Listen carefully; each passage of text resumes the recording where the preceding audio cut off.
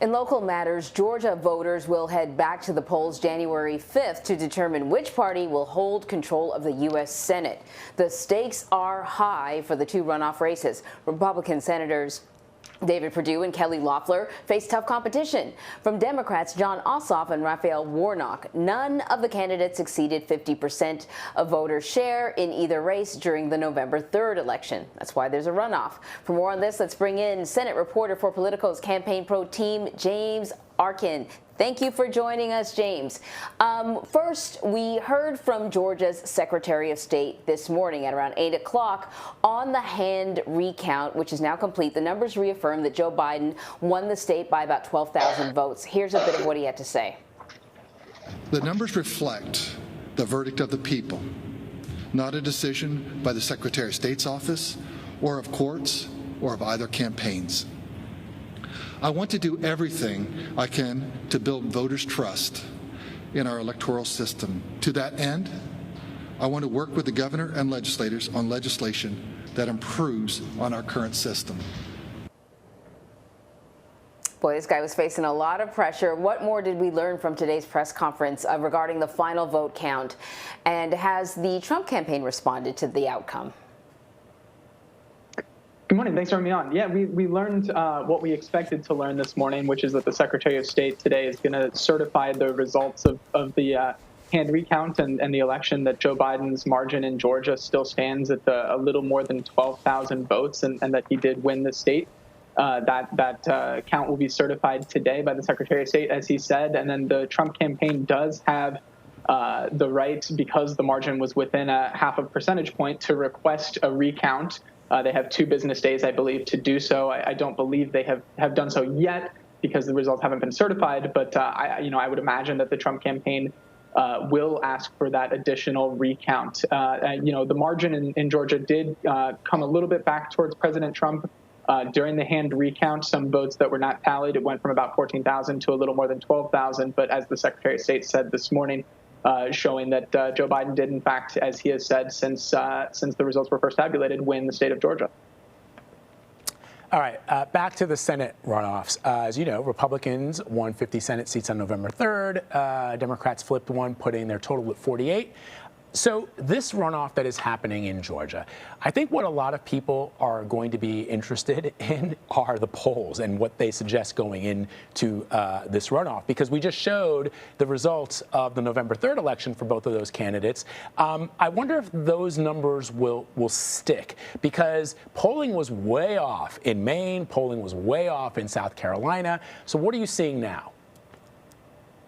Yeah, we haven't seen any public polls come out yet on this race from any of the pollsters who have done a lot of work in Senate races this year.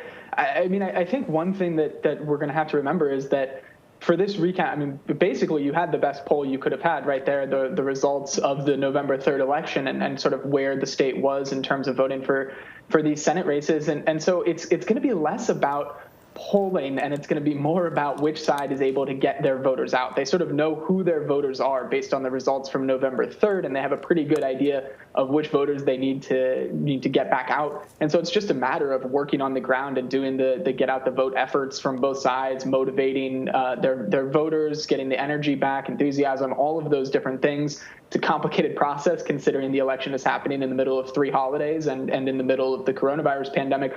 But so, I think any polling that we see in these races is going to show that they're going to be pretty close. 12,000 vote margin at the presidential level. We know that Georgia is a very closely divided state. And so it's going to be much less about which side is polling better and much more about which side does a better job energizing their voters and which side does a better job of getting their voters back out to vote again. So the last time that there was a runoff race for the Georgia Senate seat, it was in 2008. And often what we do is we look back to see if we can predict the future. But 2020 is so different. Well, it'll be 2021 by then. It's so different than anything we've experienced. I don't know if we can even make comparisons. But in 2008, what was the turnout like, and what is the expectation this time around?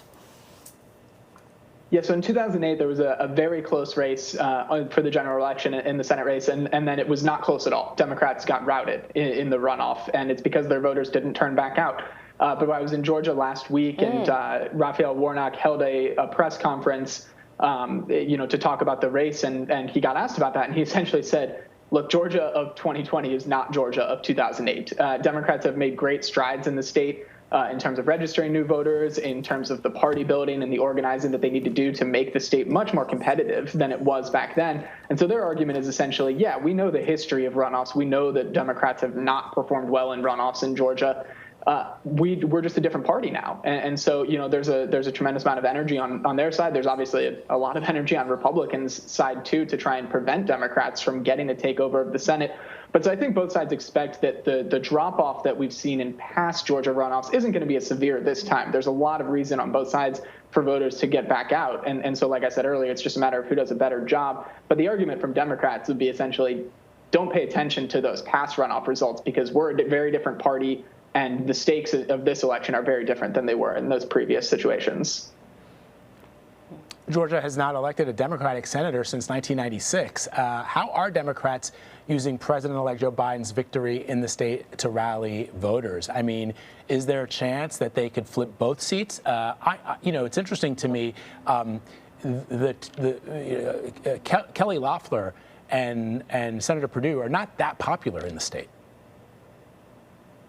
Yeah, I do think there is a chance. I mean, certainly Republicans that I speak to and Democrats alike say, neither party starts with an enormous edge here. I think these are going to be very close, very highly contested, extremely expensive races. And so, I think it's ultimately going to come down, like I've been saying, to the organizing, et cetera.